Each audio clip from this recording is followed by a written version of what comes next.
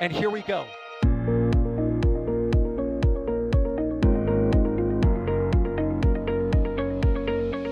We have liftoff. Propulsion continues to be normal. RCPA chamber pressure looks good. Doubling up. Roger and roll, planet. Water towers fly! Yes! Tango down to nominal. Fighting outside SPD off. Bring in SPD off. It's orange! 145! Oh my god! Oh my god! Décollage. What is it? Put that in the big bag, Eagle. 343 unfolds to go. Indeed. We rise together, back to the moon and beyond. If the methane would be igniting in the flare, correct? Yikes. You dead? Sure. We don't need any more of these.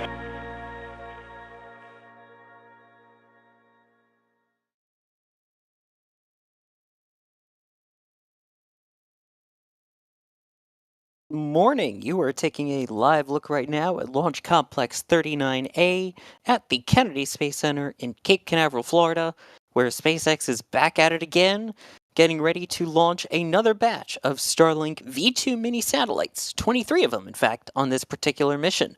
And as always, this isn't your ordinary Starlink launch.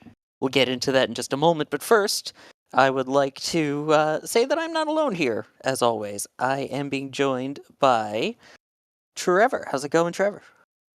You know, I've really missed these late night Starlink launches with just us talking about cool rocket stuff, so I'm really excited to be here.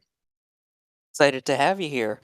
And in the field today, unfortunately, is just our robotic fleet. Our entire Cape team is sick at the moment, so we wish them all the very best. We hope they get well quick so that they can get back out to covering launches and feeling better. But in the meantime, it's up to our robot army, controlled by Kevin Michael Reed, who's also producing the stream, to get us through our launch this evening. Now, a reminder, if you have any questions, you can tag us at NASA Spaceflight, and we will do our best to answer as many of them as we can. But first, let's begin with the basics here. Trevor, what do we got going on this mission? Yeah, good question as always. So, as usual for these Starlink missions from the Cape at this point, this will be launching 23 Starlink V2 mini satellites. This is from pad 39A, which there is a fun statistic that I'll tell y'all in just a little bit. Um, the booster is B1078-12, which Sawyer and I were talking before the stream, and we were kind of remarking, like, Dash 12 seems like a new booster at this point, which is something I really never thought I was going to say, and I'm sure in a few years we'll be like, Dash 100, wow, that's brand new. Anyway, uh, the booster B1078-12 will be attempting to land on a Shortfall of Gravitas, which is stationed a little over 600 kilometers downrange, and it was tugged there by Signet Warhorse I. For tonight's launch, Go Cosmos will be both providing drone ship support and recovering the fairing half. So one of SpaceX's vessels is currently undergoing maintenance. I believe that's Doug, and Bob is still returning home from other missions. So they're just chartering this temporary boat in the meantime. There you go. Yeah, it really seems weird to say that that is a new booster that young. But a good sign there, the Brevard Emergency Operations Center activating their launch operations, which they will do ahead of a launch. And typically, if you see that, then things are proceeding for now. So the window, as mentioned there, opened at 12:19, goes until 4:19. But the targeted T0 right now is 1:01 a.m. Eastern. And with So, that, what were you with going to that say? T0, Yeah. actually any of the T0s in this window, but this will be a new quickest turnaround of 39A at 5 days, 23 hours, and 16 minutes. The previous record was, almost 19 hours more than that at 6 days, 18 hours, and 43 minutes between Starlink Group 6, 42, and Eutelsat 36D. So 39A is finally starting to get some higher launch cadence. matching the quickest turnaround that Slick 40 has had for years at this point. But You are not kidding. Yeah, I mean, it's like 4 days. It's like, yeah, here's 3 days. Here's another 3 days. And LC39A sometimes it's like, here's 2 weeks. Which, again, feels weird saying that that's such a long time, considering, shuttle era and even early commercial crew program and commercial cargo program, like 2015, 2016. There was not much launching from 39A. So this cool sight to see. More rockets on the pad. yeah, I mean, it's pretty rare if you go through all of the rockets in history that there's a high enough launch cadence to be having turnaround times where 5 days feel somewhat slow. And right, Slick 40, I believe, is done what in the 2 day range at this point. I can get the actual number for you in just a sec, but it's quite the difference and definitely something to be impressed by. And Slick 40 is 2 days, 19 hours, and 40 minutes. Wow. That is, yeah, quick. Yeah. Let's see here. That venting that you see there on the TE, the transporter erector, that little white stick, for lack of a better way to put it, that is totally normal. Everything continuing so far.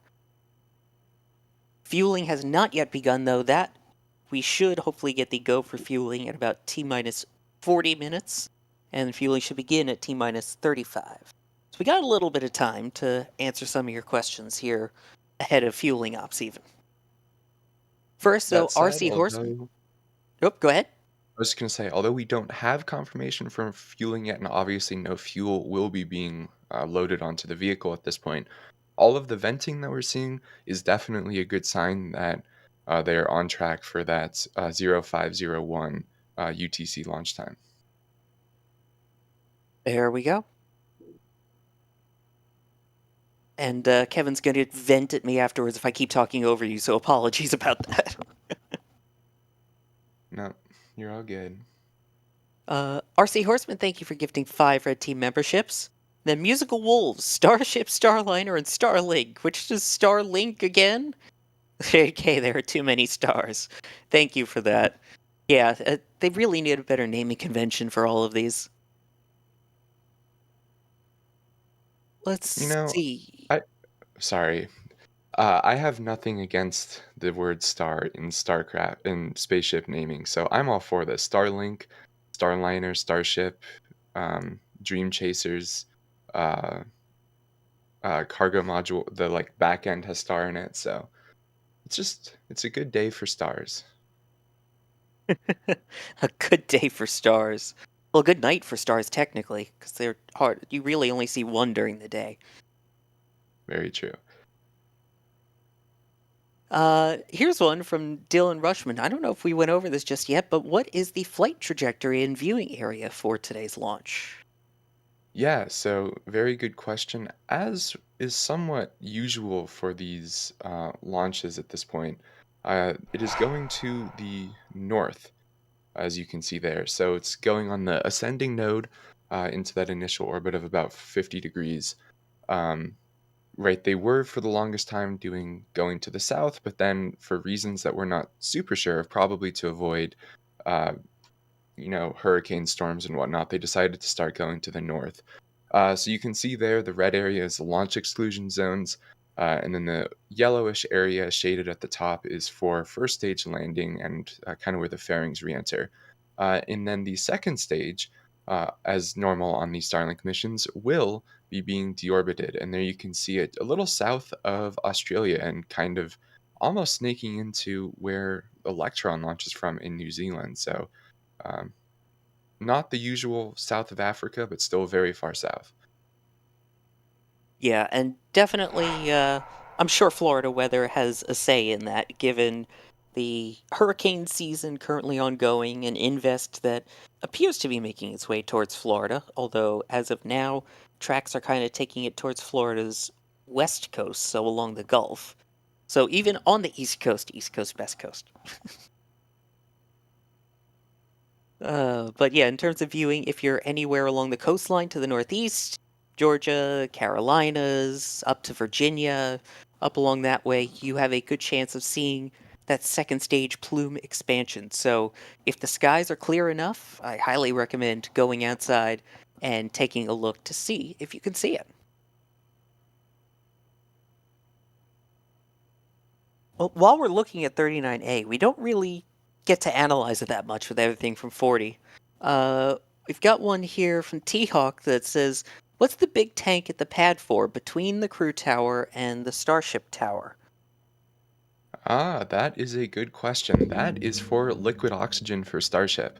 So SpaceX decided to go a little overkill, and they just built this enormous liquid oxygen tank. Um, I think it can hold something. People have done the math and estimate that it can hold like 2 or 3 launches worth of liquid oxygen. So SpaceX decided we've learned a lot from our pad and Starbase. Let's scale it up, make sure that 39A is really meant for those operational flights like they're planning. So they built that liquid oxygen tank and then kind of haven't done much to it since. Right now that SpaceX is going to launch pad 2 with Starship, they seem to have kind of forgotten about Florida, want to test everything out in Boca Chica once they know what to watch for, what's changes to make to Launchpad 2 design, etc. Then I suspect we'll see them resume work on this Starship pad. Yeah, I mean, we saw some cranes that were kind of going around it a bit earlier, so who knows what's actually going on there. But yeah, that they've been definitely building up all of their fuel depot. I'm forgetting the actual term at the moment. Around 39A, all of their fuel farm, basically. Here's one from Matrix saying, now that we're back to our regularly scheduled Starlinks, how is SpaceX looking with that 148 launch goal this year? This is an amazing question. So I'm working on a site that will answer this question.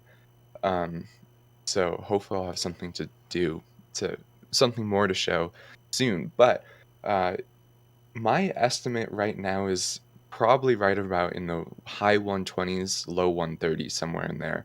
Um, that said, I haven't updated my data set in a little bit, so it could be slightly higher than that. But it definitely is looking like they're probably going to be a little bit below the 148 launch goal. It's hard to know for sure, given that we've seen SpaceX, right? They need to get 15 launches per month for the rest of the year to hit 148. And that's a cadence that we've seen them get very, very close to. So it's definitely not impossible. However, that 2 week stand down, in addition to the 10 day delay that they had in, what was that, June, I believe, for weather and whatnot. Between those two things, it's definitely going to make the 148 launch goal quite hard. However, I still think they're going to be pretty close, but stay tuned and hopefully I'll have better estimates for you very soon. But at least you got some good stats there on the screen right now for this in terms of just how fast things have been going for SpaceX with the 76th launch of the year, the first of the month, since it's only the second day of the month. The 4th Falcon launch since the last failure, which is a shame that we had to reset it, but that's okay. This is their 87th launch from 39A. There have been well over 100 launches from this pad now in general, and SpaceX is starting to climb up there in terms of how many they've launched versus NASA. And then a Shortfall of Gravitas is located downrange to catch it. And I did see someone ask how many Starlink launches there have been so far, and that was your answer, 183. It's a lot of Starlink satellites. It's a lot of stars. Let's see here. Lord of Random, interesting spelling, but I like it. Are Starlink satellites visible from the ground in optimal conditions? And I could tell you from experience, 100%, yes. Right, Trevor? Yeah, especially in the few days after launch, they're very visible in these like so-called Starlink trains where you can kind of see, all 23, and they're bright enough that you can count them individually. and they do remain a little bit brighter during this initial phase when they're on orbit.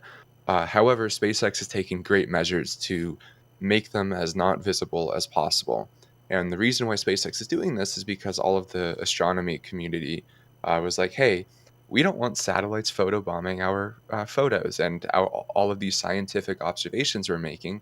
We don't want your satellite to have like a nice streak across all of it. So SpaceX has done a lot of work to reduce this. I believe they've originally had a little bit of paint or some coating on some of the bits that are more reflective, and then they changed like the attitude that they're in during um, satellite ascent, and then they went to like a cover for the solar panel, and then I think they've done even more work after that. And this has all decreased the magnitude of the brightness by, I believe, a couple of orders of magnitude based on a paper we saw a while ago. And in addition to this, SpaceX also publicly or publicizes, what orbit all of the satellites are going into and what orbits each one of them is in is trackable. So therefore, you can go back. These astronomers can go back, look, when was my image taken, know exactly where all of the Starlink satellites were around the Earth. And then if there is a streak, they can look, does this match what a Starlink satellite would be from all of the orbital data we have? If yes, then they can just get rid of it. Or if no, they can be like, oh, this is a meteor or whatnot. So yes, they're definitely visible from the ground, but SpaceX has done a lot to minimize that. Yeah, and again, you'll still see it in astronomy images. You can never completely get rid of it, but it's as best as they can. They're definitely a lot dimmer from the original ones that were launched way back in like 2019. Those were bright as could be. So Yeah. And those trains were long when it was 60 satellites. yeah, good point. We had the 60, 62, 63, I think, at some point, satellites in one launch. It was crazy. I do want to thank here really quickly UHDM for the support. They didn't leave a message, but still very much appreciated. Here's one from 98 Central that's really good. It's saying, after launch, why does the TE go back to the upright position? Is it not easier just lay it down to go back to the hangar?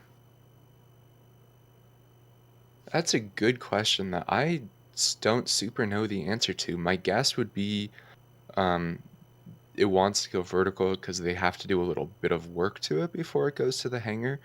But yeah, I'm not sure because I don't think they immediately pick up the reaction frame. I believe I could be wrong about this. Alex may be correcting me in the back channel, but I believe they roll the TE back, do work on it, roll it back to pick up the reaction frame, then roll it back for integration of everything. But maybe that's an old procedure that they no longer do. But no matter what, they need to pick up the reaction frame, and that could be what they're doing during that operation. Exactly. That could be. If anyone knows, definitely let us know in chat. And I'm sure Thomas in Alex the will come back in and correct channel. us. Yeah, Thomas in the back channel, one of our editors, you'll probably see his name on a lot of the videos on our channel, saying he definitely don't remember going back and forth in between flights. So my guess is then they're picking up the reaction frame. Yeah, that would make sense. That way they can load up another booster, which, I mean, we were talking about it earlier, totally unstaged, but man, this is a young booster. I don't think we went over the flights that this one actually has taken yet so far, have we? No, I don't think we have. So yeah, this is B1078, which has flown 11 times, right? This will be its 12th. So its first launch was Crew 6, and then it went on O3B mPOWER 3 and 4, and then Starlink 6.4, 6H, 616, 631, then USSF 124, and then any guesses what the next mission is? It's the Starlink 646, 653, 660, 10.2, and 10.6, and then this booster actually does have a pretty quick, fastest turnaround of 26.12 days with an average of 47.95. So, Quick turnaround there, and as we mentioned earlier, the booster recovery ship down range is a shortfall of Gravitas. And for the fairing recovery, it is the newest one that they've got in their fleet, Go Cosmos. Again, right now it's basically Bob and Go Cosmos as Doug continues to undergo previously scheduled maintenance. Yeah, and it's not really in SpaceX's fleet. Like, it's more They're of borrowing. yeah, they're borrowing it while they're getting work done on Doug. So Doug will be back very soon. Doug will return in Doug 2. Electric Boogaloo. Anyway, we are now below the T-minus 40-minute mark, so at this point, they should be conducting the go-no-go poll for fueling of the rocket. Unfortunately, they don't broadcast that net publicly anymore, and even if they did, it is actually a silent poll. They use buttons on their consoles to say we are ready or we are not. Weather, of course, was something that we always look at here in Florida, and there is next to no wind whatsoever looking at the flag there at the KSC press site. The chance of good weather for this launch from the 45th Weather Squadron was listed at 95% go. So weather seems to be okay. Now the question is going to be if everything is all good with the rocket systems, and if so, hopefully we'll get word that fueling is underway, which as mentioned starts at T-minus 35 minutes. Also, shout out to Kevin Michael Reed for the new fancy graphics on screen tonight. See, you always got to tune into these because they're never your ordinary Starlink launches. You got to see it first. Let's see. Here's one from Waffles, yum. They're asking, has there ever been a case of a Starlink falling down or out of orbit? Oh yeah. In fact, there have been, pulling up Jonathan's records, 301 satellites that have been, 524 satellites that have been deorbited. So what SpaceX does, they're constantly monitoring the satellites. Let's go through a few different scenarios.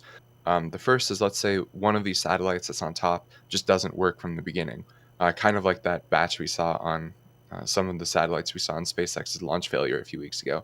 They just deorbit within a few weeks because SpaceX intentionally puts them in such a low orbit that they need to start raising immediately to get out of it. So this really helps reduce space junk. And then once they're up in an orbit where they last longer, SpaceX is monitoring the satellite, and if there's any reason for them to start a deep disposal process, what SpaceX does is they begin lowering its orbit up to a point where the atmosphere is thick enough that it'll take it down in a couple of weeks.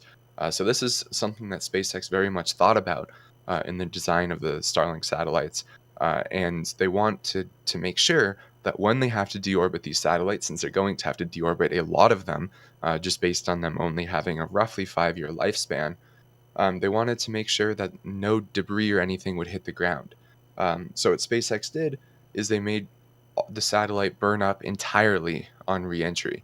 So nothing hits the ground or anything, meaning that they don't need to get they don't have to get specific zones of the Earth closed so that the public is not endangered. They can just have them re-enter and call it good. There you go. And yeah, everything is designed so that when they do burn up, if anything does happen to survive, it'll splash down away from people and people's homes and do better than the current trajectory they have for their trunks of the Crew and Cargo Dragons. Yeah, that's a W for the West Coast for sure, that Dragon operations are moving back. Is it though? Certainly not now. You're just jealous. You're gonna miss it. I mean, I've seen re-entry, but you don't even really get to see the re-entry at that point, do you? No. See, I at least got to see it. Yeah. Boom, East Coast. But Jack will be very excited. Well, now we hopefully will get into fueling operations very shortly here. And we'll keep an eye on that as we take more of your questions. And yes, I guess that is technically a Sawyer flex. Here's one from Dave. We talked about the Starlinks burning up, but what about the second stage? How long does it take for that to deorbit itself after it's done its job? Yeah, so right, they do a third burn on these missions. Once they've deployed the Starlink satellites, then they turn the stage around and do um, a very short burn to get it to enter the Earth's atmosphere and burn up. I believe that's about 90 minutes after launch. So it's very short. And that's the whole reason why SpaceX, right, as we showed earlier on that graphic, has that entire exclusion zone south of Australia and almost into New Zealand for second stage reentry. Since that, unlike the Starlink satellites, is so big and not designed to completely burn up, SpaceX works to make sure that it doesn't injure anyone by closing down the marine and airspace and everything in that area. So um, it's just a matter of like a little over an hour. So pretty quick, all things considered. Yeah, SpaceX is good. Good stewardesses of space. I think that's the term Rocket Lab likes to use. Right, now at 33 and a half minutes to go at this point until we should hopefully be seeing a liftoff here from 39A. At this point, if all is going according to plan, then we should be in fueling, which is actually underway. So that means that they will begin loading up with the liquid oxygen and RP1, rocket propellant 1, a refined form of kerosene, into the first stage, starting with just the RP1, though, into the second stage. That will go until T-minus 20 minutes and 20 seconds, at which point you will see the best vent, which is actually more of just conditioning a line. And once that's completed, at T-minus 16 minutes, that's when they begin loading the liquid oxygen into the second stage. So again, confirmation fuel load is underway. They are going for the attempt tonight. Heck I yeah, think, that's what we want to hear. oh yeah, that's always what we want to hear. Here's one from Rocket Nerd, talking about, tracking the Starlinks and all that, but for the boosters. Is there any good website to track the boosters in the Falcon 9 fleet? Yes, as it turns out, Next Spaceflight, owned by NSF, has a great list of all of the boosters. So if you go to nextspaceflight.com, there's a tab called Reuse, and then under that it has all of the Dragons, all of the starships, all of the shuttles, and where did the boosters go? Oh yeah, now they just loaded. Okay, they're all here. Yeah, and all of the boosters. Where did all the boosters go? Boy, that sounds like They the weren't start of a loading. poem. Yeah, for some reason, like my browser must have been glitching because it was just showing me Dragon and a few other things. But We can call it a Starlink handover. How about that? yeah, there you can see it. Perfect. All the Yes, thank shuttles, you, and Kevin. there's Endeavor, the best shuttle. Yes, agreed. See all the Falcon 9s, the Falcon Heavies, the boosters, and it will show you what missions they've done, if they're still in the fleet, if they were expended, if they were unintentionally expended. All of that information is in there, and it's also available for iOS and Android. Yeah, Now and that that's the... I think I can spoil this. Thankfully, that page, the website, is going to receive updates sooner than later. So, just that's all I'm gonna say. Oh, Trevor the Leaker. The leaks are happening tonight.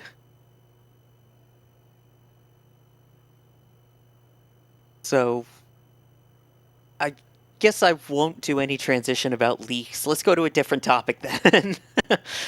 Yes, we do not want any leaks on today's mission. Second stage, do not leak. Right, exactly. We don't need that again. I shouldn't have said that.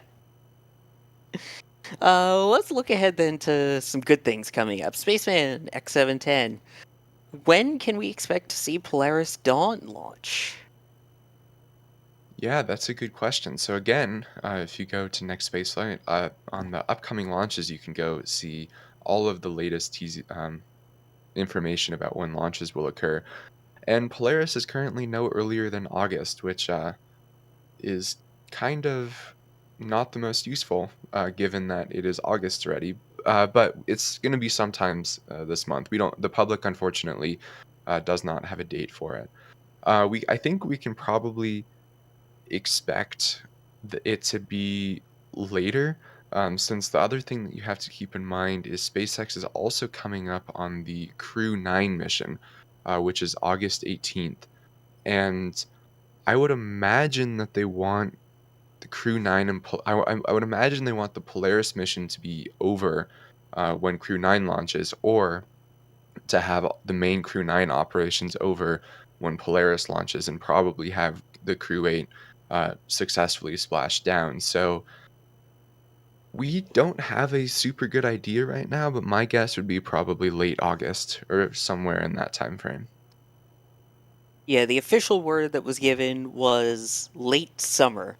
Although, again, at a recent press conference, they did say that Crew 9 is likely going to take priority. So Crew 9 would go first, and then Polaris Dawn would go after, which, as we've been mentioning, brings up all of the craziness that is 39A's shuffle. Because 39A is the only launch pad currently in the world that can launch Falcon Heavy. So you have the Falcon 9 for Crew 9. Then you would have the Falcon 9 for Polaris Dawn, because 40 is not officially approved yet for crew flights, but it's close. And then you've got Europa Clipper coming up into the early fall. So there's a lot of shuffling that'll probably go around. Yeah, and our understanding is that Polaris is now going to take place from 39A. My guess is they'll probably do Crew 9 and Polaris back to back from 39A, just because, like Sawyer was saying, you want to minimize the amount of conversions that you have to do, because they do take time, and SpaceX already wants to launch way more than they are. So sadly, I think we'll have to wait a little bit for the for Polaris Dawn to launch in the first crewed mission from Slick 40. It'll be worth the wait, though, that's for sure. Yeah. A huge shout out to Bideford, a name that we love seeing here. Thank you for gifting 10 Red Team memberships. That is really, truly appreciated. Thank you so much for doing that. And if you did get one of those gifted memberships, definitely give a thank you over to Bideford and check out some of the cool perks that you get, including there's some pictures, we got some behind the scenes videos, all of that stuff on YouTube to check out. And Captain Chris W., my new friend, this super chat entitled Sawyer 3 pun tokens to be used anytime, any place. Oh, that is a dangerous power to give. Let's see. Interesting question here that kind of goes along with what we were talking about with Zapfan. I hope, I think is how it's said. Have they fixed the Europa Clipper transistor issue?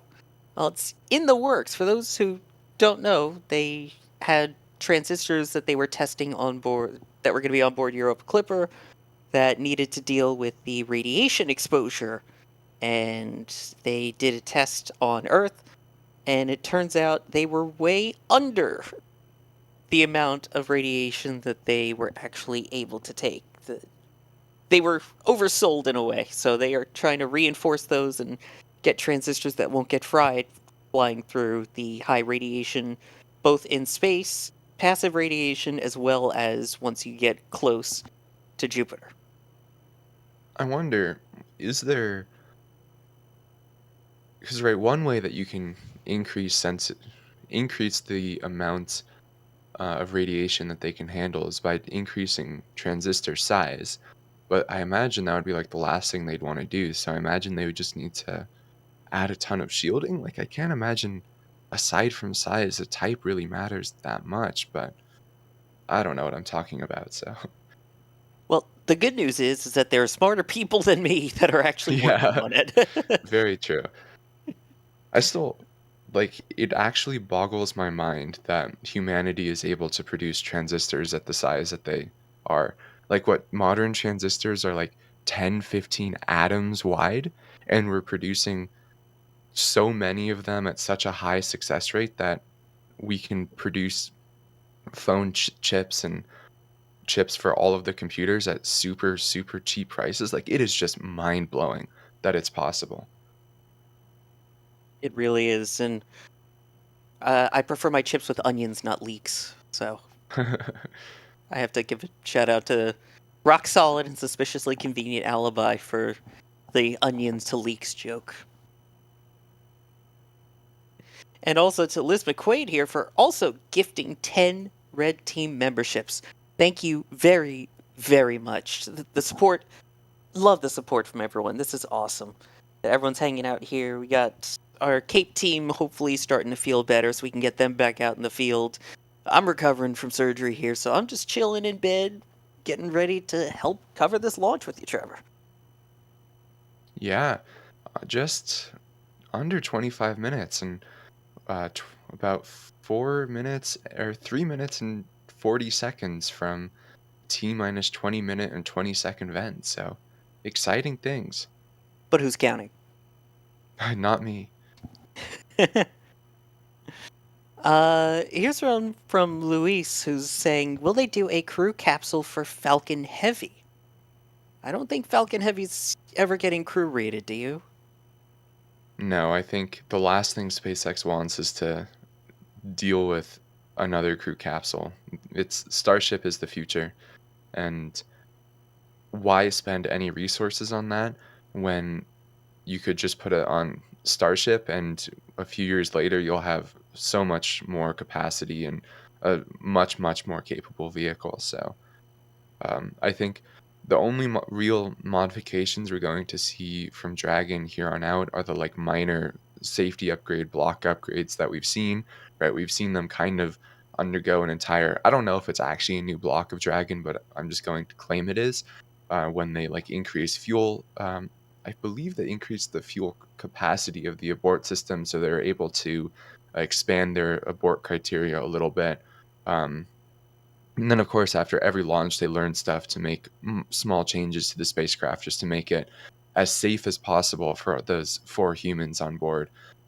They definitely don't want to go through a large enough redesign that would make it fly on Falcon Heavy and fly to whatever more distant targets that would entail. Right. As much as Red Dragon and Gray Dragon would have been very cool for the Moon and Mars program. But hey, Starship's not too bad. I'll take Starship. It's a pretty cool program, I'd say. Oh, yeah. Let's see. Here's another one from 98 Central, who's saying, is the water tower always full or only filled for a launch to give us a waterfall, hydrating excitement? My understanding is that it's filled for launches, but I could be incorrect. And a lot of times you'll actually see them continuously filling it to the point where it's leaking out over the sides. So that waterfall that you're talking about, they will continually pump it full, especially considering that you're then using that for the Rainbirds at the bottom of the rocket.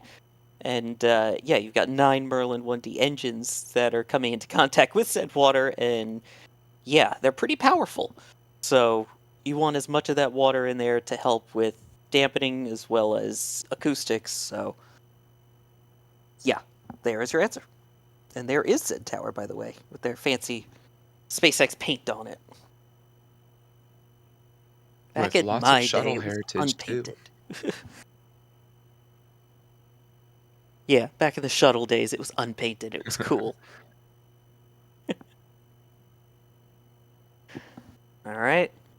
We're 30 seconds away from the best vent, the T-minus 20-minute, 20-second vent, which I don't know why we still call it a vent when it's actually just a line chill down, and that's kind of just the condensation from it. But why do we do this T-minus 20-minute, 20-second line chill down / best vent?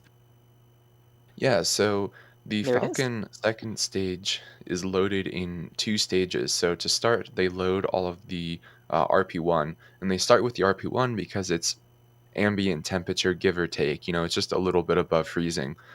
point, so it's pretty warm. So they can leave it there for a while and don't have to worry about it warming up that much, and definitely don't have to worry about it changing states.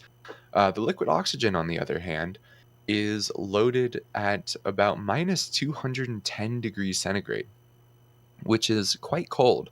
So they want to load this as late as possible so that it warms up as little as possible. So they have to vent less overboard and so that it remains dense for launch. So what they do is start loading the liquid oxygen at about T minus 16 minutes when this vent ends. And so what this vent is just purging that line ahead of the liquid oxygen fill. So they're running, I believe it's a little bit of liquid oxygen through just to chill those lines down ahead of liquid oxygen load, which will begin in about 3 minutes and 15 seconds. And you will know it has begun because the venting that you see there, or the plume that you see there, will stop. And I also love looking at it because it really gives you a good idea of what the current weather is at the Cape. So definitely seems to be a little more on the humid side, with it kind of just hanging there like that. In fact, there you go, 89% humidity will definitely do that. And the fact that there is next to no wind, as it says there, a whopping 3 miles per hour, or 4.8 kilometers per hour, it kind of just hangs there a little bit like a cape in that 28 degree / 82 degree weather. Falcon 9 telling us some things just based off of its characteristics. Tim Reed, thank you for gifting 5 Red Team memberships. My goodness, the gift support tonight has been off the charts. Thank you, everyone. Wow. And I guess along those lines, while we're talking about the fueling, Kyler's asking, what temperature does SpaceX chill RP-1 down to? That's a good question. I believe it's on the order of 0 to 10 centigrade, somewhere like right above the freezing point of water. But I can try to get a better answer to that momentarily. That's still pretty good. And here's one from Logan Drums earlier, who was saying, what is a good everyday comparison to the height of a Falcon 9 rocket?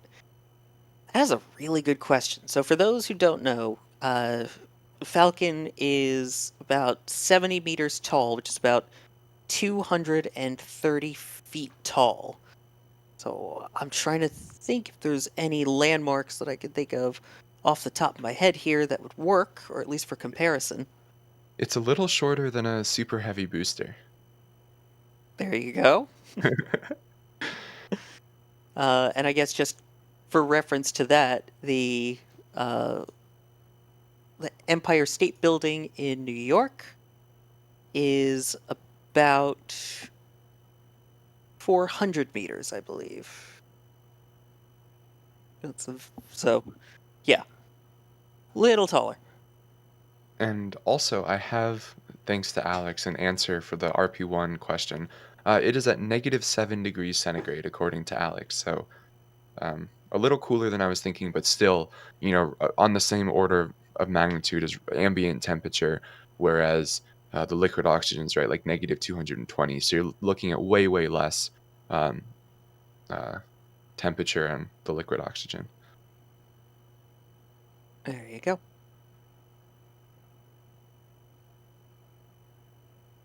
All right, let's see. More questions here. Here's one that's Starship related. Lukewarm Milk is asking, will Starship have an escape capsule just in case of an emergency, like how Dragon can separate? That is not the plan.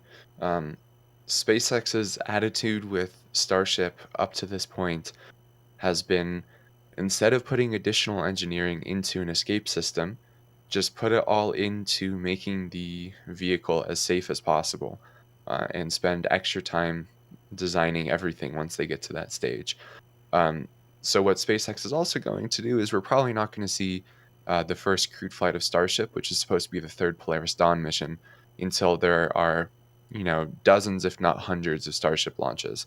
They want to have a very, very good idea of exactly how everything about the vehicle, how it handles, what to look out for in testing and reentry and all of these things. It's not going to be until that point that they fly humans on it. And this is one big advantage that Starship has over the space shuttle, which is the nearest thing we can compare it to. Is SpaceX can fly Starship uncrewed and get all of the data they would get as if they had a crew on there, aside from obviously the stuff about the crew. So uh, that's going to be very, very helpful in the development of the vehicle. And they're just going to replace that escape system with flying a ton and learning a ton about the vehicle. But no one can ever be John Young and Bob Crippen again, the crew of STS-1, who the vehicle had never flown into space before. On its first flight, the two crazy people who are amazing just hopped on board and said, yeah, we'll fly it. Why not? What's the worst that could happen? And successfully flew Columbia on STS-1 April 12th, 1981, landing April 14th, 1981. People have gotten a little smarter since then. I mean that in a nice way. I believe I've seen that people have done, like, looking back on STS-1, risk assessment on it, and haven't they concluded that there was something like a 1 in 7 chance of something going catastrophically wrong? It was quite high. I don't have the exact number off the top of my head, but it was probably higher than it should have been. But Yeah. they made it back, and it worked near flawlessly. Obviously, it was a test flight, so there were things that were fixed later on, but not too shabby. And if you want to hear all about that first flight, you can, because Chris B and myself have been doing Shuttle Sundays, where we are going through the entire history of the Space Shuttle program, starting with the building of the orbiters and STS-1 all the way through. And our next one coming up is currently scheduled for this Sunday, 3 p.m. Eastern on Space Coast Live, and if you miss it, don't worry, we post them on the YouTube channel, and we have a whole playlist full of them. Joe here trying to help with the height, saying that Falcon 9 is 23 African elephants tall. I like that comparison. But what about speed, if we talk about a laden swallow? I know you won't get that, Trevor, but hopefully a few people in chat will. And yeah, it's about 25 stories, I think is the best way to put it also. And Apocalypse How many Cow... giraffes is that? It's a lot of bananas. There is a banana converter online. I would have to look it up to convert. But anyway. Apocalypse Cow, thank you for gifting 10 Red Team memberships. Really appreciate it. Again, these late night Starlink launches do be hitting different. It's nice that they're back. Oh boy.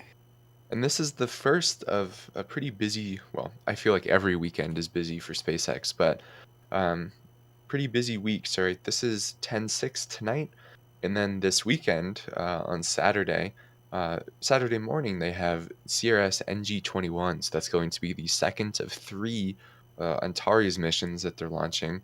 And then on Sunday, there will be Starlink Group 11-1 from Vandenberg. So what does Group 11 mean? I have absolutely no idea. SpaceX, please explain your naming scheme. So yeah, it's they're going to have within the first 4 days of August 3 launches, and then another launch like on Wednesday. So they're back. Oh, they are absolutely back in full swing here. And again, I personally am really excited for NG-21. That's just because I also love science missions to the International Space Station. Those And are some of my RTLS. favorites. And I can't wait to actually talk about that on the launch stream for that. So, yay science. Yeah, and that mission will be doing a return to launch site to Landing Zone 1. So I feel like that will never get old, seeing Falcons fly back to land, but we'll see. We will indeed see. 9/8 Central coming in with the crazy good questions tonight. Here's one to make you think. Trevor and Sawyer, given the opportunity to join Polaris Dawn, what would you bring as a zero gravity indicator, and would you toss it out into space? Ooh. I would not toss it out into space because that just seems like needlessly increasing space debris. Um, hmm.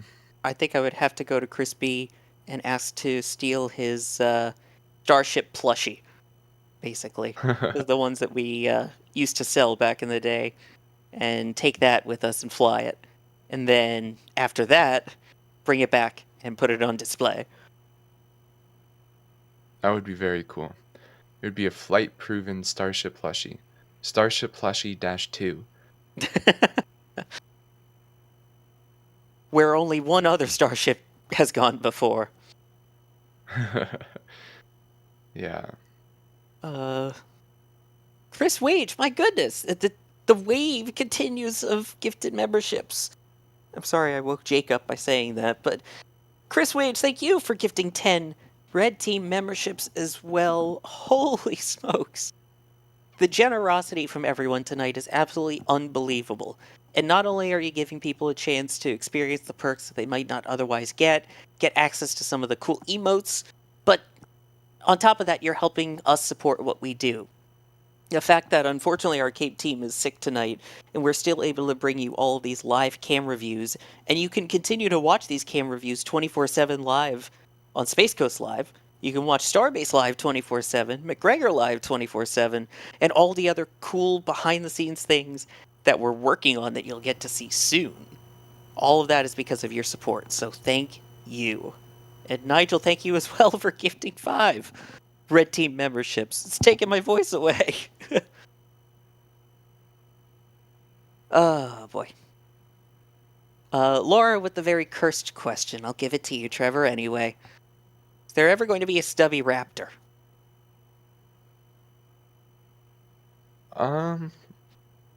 I kind of doubt it. I suspect the second stage, it doesn't make as much sense when you're reusing the vehicle, since you want all the efficiency gains for that burn, but then when you're getting it back, right, in some ways it doesn't super matter how much material goes into actually building it if you can reuse it, a very large number of times. So I would be very surprised. Yeah, plus just no one likes stubby nozzles anyway, right? Yeah, I love Max. I think Max is a terrific photographer, terrific commentator. I love the man, but his opinions, not good. Like, how does Max like the stubby nozzle? I mean, his opinions are ice cold. About as cold as the Merlin 1D engines are about to get as we hit T-minus 7 minutes and go for engine chill down. How's that for a segue? Yeah, that was a pretty good segue that I think I just ruined. But yes, they are getting chilled right now. So SpaceX is running a little bit of liquid oxygen through the turbopump of all 9 engines on the first stage. And what this is doing, just like we saw at that T-minus 20-minute and 20-second vent, is they're chilling the engines down a little bit. So what SpaceX, or what all rocket companies want, is they don't want their engines to blow up. And to help reduce this and reduce the chances of a hard start, SpaceX wants them to be near the temperature of propellants. Like we were saying earlier, the liquid oxygen is about minus 210 centigrade or so. So if you just ran liquid oxygen through the nozzles and the engines that was at ambient temperature, right, what Florida is probably about 30 degrees centigrade right now, it would just flash into a gas, expand rapidly, and destroy your engine. Which is no bueno. So what SpaceX does, and almost all rocket companies that use such cold propellants do, is they run a little bit through the turbo machinery and the engine as a whole to chill it down, so that when there's full flow at that T-minus 2.7 ignition mark, they do not flash any propellant into a gas, and they're able to ignite those engines successfully. Ignite and excite, absolutely. What's wrong with the stubby nozzle? A wild my Kevin gosh. Michael Reed appears. It's just as bad as Ship 26. Oh, come on. Why do you guys have to be so mean? Because there's no one else otherwise to defend it. it's So welcoming it's true. the third. Except for the Ship 26 fan club in chat. Come on, chat. Let's go. Ship 26 fan club. So introing our third commentator tonight, Kevin. I wish I could do the opposite of what's happening right now, of retracting the clamps from underneath the payload fairing.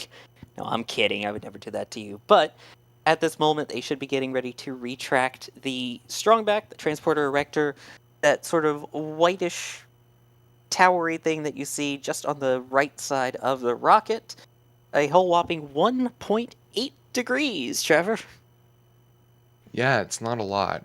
But this is just the initial retraction. So they do this retraction now of 1.8 degrees, and then after the vehicle has lifted off, they throw it back by another about 45 degrees, a little over 45, to make it so it's lying not flat, but a lot closer to flat.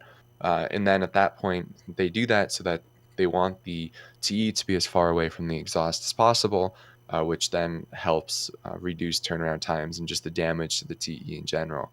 And then at that point, we're probably going to see after launch that TE go vertical again. Again, to the earlier question, we're not entirely sure if that's picking up the reaction frame or whatnot before preparing the pad for its next launch. There you go. And I see people asking for a Kevin Michael Reed plushie. Kenneth Cannon also asking about Falcon 9 and Hopper plushies. We'll talk to the store team. Arrowbane, thank you for gifting a Red Team membership. Ethereal Swordsman saying not a lot of people know this, but that big tower isn't actually the crew access tower. That's just a front. Secretly electromagnetism amplifier to levitate the broomstick. Very funny. The fixed service structure, I believe, it's talking about on the left there. Nigel, Ship 26 will be used to test a Stubby Raptor. That sounds cursed. And Revhead just saying Ship 26. Well then, at this point, before the Ship 26 fan club starts attacking me, let's switch over here to Falcon 9, where we should be finishing up with fueling on that first stage, loading it up with the RP-1, rocket propellant 1, the refined form of kerosene, and liquid oxygen, and about another minute or so left on the liquid oxygen load on that second stage, which you'll know is complete when we get another vent that is similar to the T-minus 20-minute vent. So far, everything appears to be looking good. What can we expect for the rest of the countdown? Yeah, so the next big event will be at T-minus 1 minute when the vehicle will enter what is known as startup. So this is when control of the vehicle is handed over from the ground side computers to the vehicle's computers on board. And there we can see the payload fairing half, which to me it looks like the passive one is definitely flight proven. Active may be new. Anyway, then after the vehicle, or at the time the vehicle's in startup, it will also begin pressurizing its tanks to flight pressure. So this is when they just increase the pressure to make sure that they're as strong as possible for launch. At this point, at T-minus 45 seconds, we will hopefully get a go for launch call by the launch director, which will be one of the final checks that they are good for tonight's launch. Then manual aborts can happen all the way up until T-minus 10 seconds. After that point, no human can abort the vehicle. It is entirely automated until T-minus 2.7 seconds, when we will hopefully see that green flash signifying the T-tab running through those engines, starting their ignition process. At that point, the engines will continually ramp up. The vehicle will do its health check before commanding those launch clamps to let go of the vehicle. But at this point, we have confirmation that the vehicle is in startup and tanks are pressurizing for flight. Exactly. Fuel is fully loaded. All that's needed now is just the go for launch from the launch director. And there it is. We are now about 30 seconds away from launch. And this will be a great team effort here from our team of robot camera operators to bring this launch live to you tonight. And of course, we will still bring you the sound and we will let you listen to it as it hits our microphones at the KSC press site, which hopefully will happen in just about 10 seconds. About 5. Keep an eye out for that flash. There it is. Ignition. And liftoff. We have a liftoff. Go, Starlink V2. Go.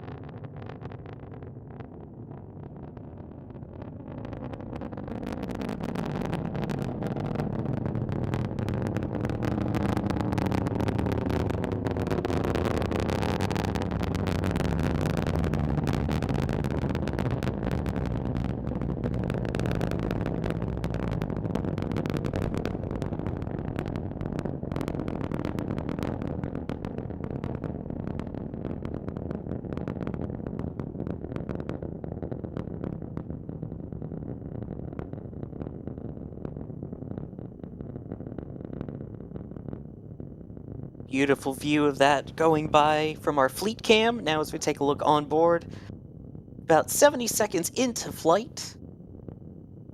Should be coming up now on max Q. That is when there is maximum aerodynamic pressure pushing down on the vehicle. Basically experiencing the strongest loads pushing against it on its way uphill. And following that, we should see that plume start to expand as we get into the thinner parts of the atmosphere. And there it goes. Trevor, this never gets old. No, it really doesn't. I especially love at night, at this time when you can kind of see all of the different wavelengths from the RP1 liquid oxygen combustion, going from the bright orange, and then it kind of goes into purple, and then even a little bit blue at the end. I think it's gorgeous to watch. It absolutely is. This from our robotic tracking camera. Kind of blue. Oh, yeah, that blue color. So we should be coming up on 3 events in quick succession, starting with MECO, main engine cutoff, when the 9 Merlin 1D engines shut down, followed by first and second stage separation, and then that hopefully will be followed by SES 1, which is second engine start 1, when the Merlin vacuum engine ignites. And let's stand by for those. MECO. Separation confirmed.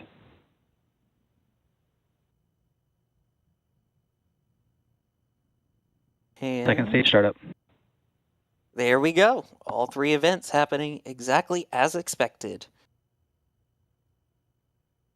And now, oh, just look at the effects on the first stage on the left side as those grid fins deploy. Bearing And then on the separation right side, confirmed. there you go, on the right side of your screen, there are those Starlink satellites, the payload fairing halves separating.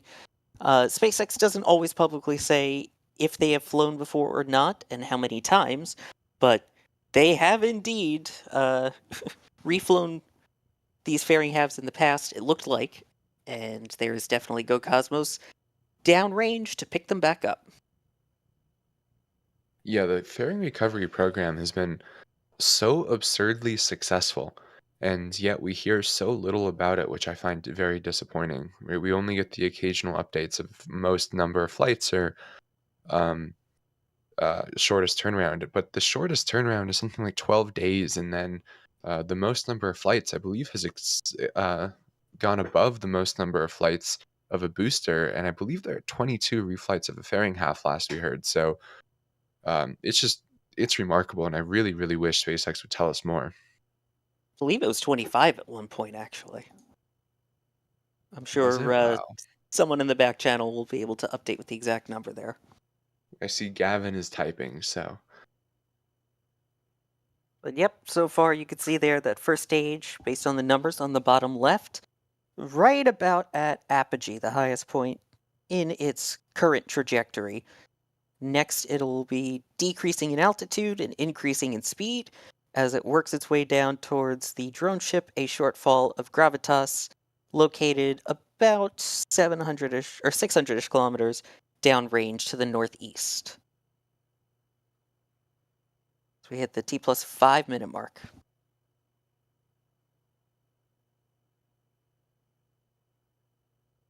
So what do we expect coming up for the rest of these next few minutes here in flight? Yeah, so these next few minutes are the exciting ones. So the first stage on the left will be going through 2 burns until it's landing. So right now it's in the coast before the entry burn, which you can see down there on the timeline. The entry burn is expected to last for, they're generally on the order of 20 seconds or so. Today is entry burn begins at 6:06 and entry burn ends at 6:28. So yeah, 22 seconds, and that will be through 131 landing configuration. So I'll start with just that single center engine before igniting the 2 side ones, E1 and E5, and then going back down to a single engine before ending the burn completely. And then it'll coast for a little bit longer until the landing burn, which will start at T plus 7 minutes and 53 seconds and will last for again on the order of 20 seconds to hopefully bring B1078-12 onto the deck of a Shortfall of Gravitas, making it B1078-13. Entry burn should be any second now. And then Stage 1 entry burn startup. there it is. You can see 1 engine, and then here it's going to go to 3 right there. And then the second stage, while all this is happening, is just going to continue burning until that SECO 1, which is at T plus 8 minutes and 39 seconds.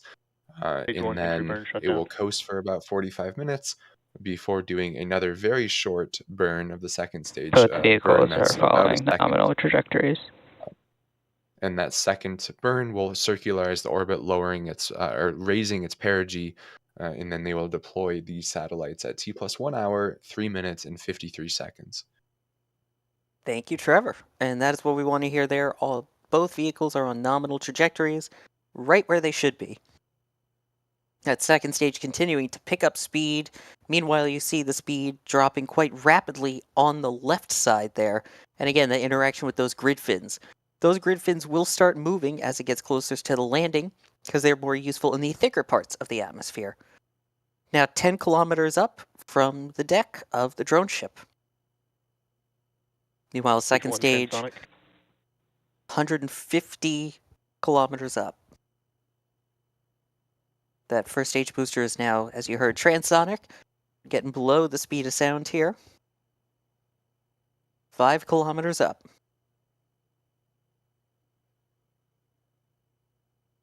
Now less than 1,000 kilometers an hour. It looks like you can kind of see the light there from the drone ship. Stage 1 landing burn. There is the engine ignition. Let's listen. Stage 2 is in terminal guidance.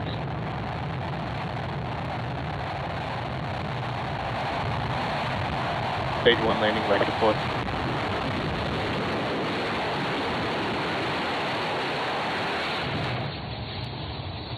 There we have it. That marked SpaceX's.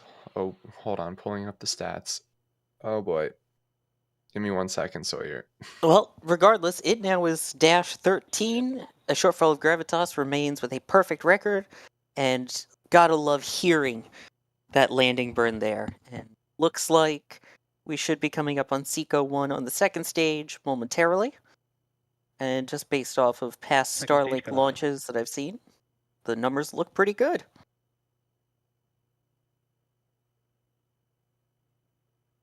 And there we go.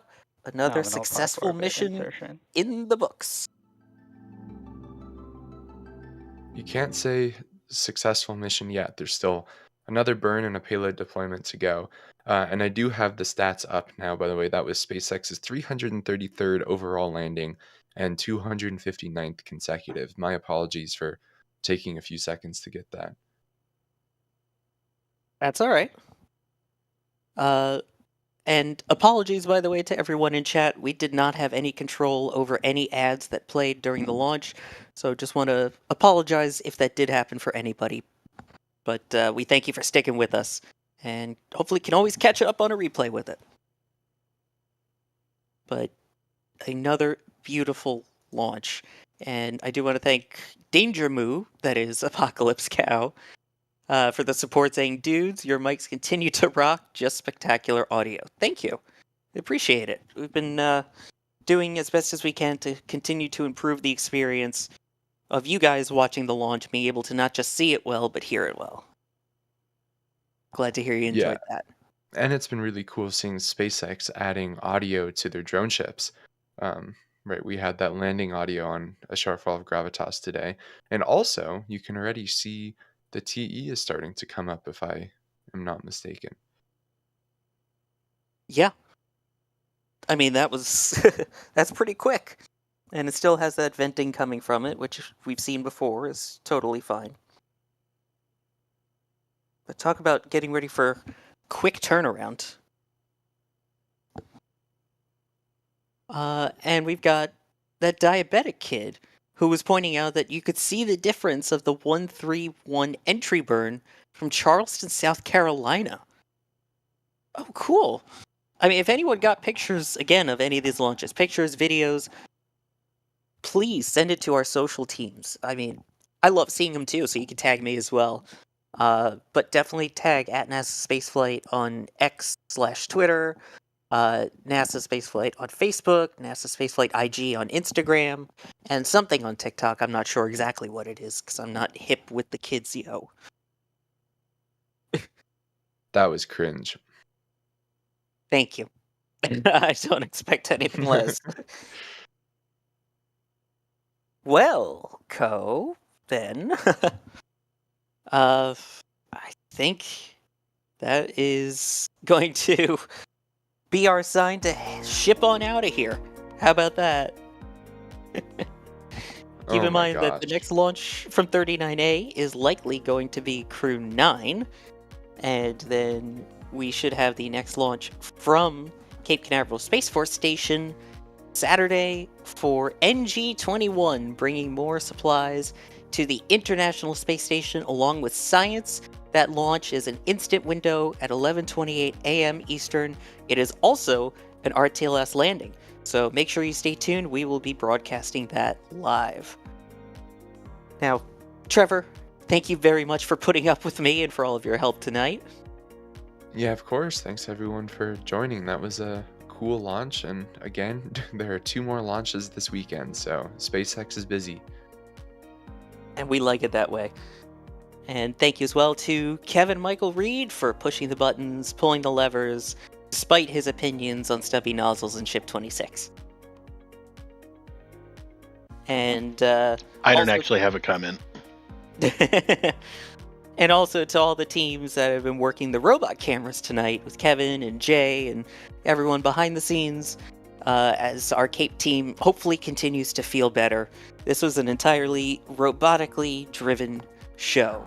So, hope you guys enjoyed. We'll see you for the next launch. I am Sawyer Rosenstein. I have been your host, along with Jake sitting in my lap. And we will see you for the next one.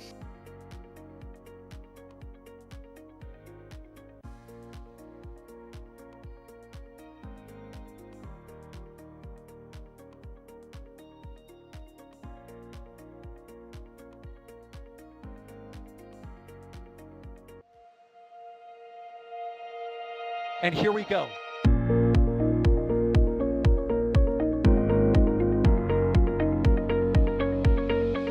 We have liftoff. Propulsion continues to be nominal. R68 chamber pressure looks good. Rolling up. Roger, roll, Atlantic. Water towers fly! Payload down to nominal. Flight downside FD off. Bring in FD off. It's orange! Orange 45! Oh my god! Oh my god! Decollage! What is it? Put that in the big bag, 343 unfolds to go. Indeed. We rise together, back to the moon and beyond. methane would be igniting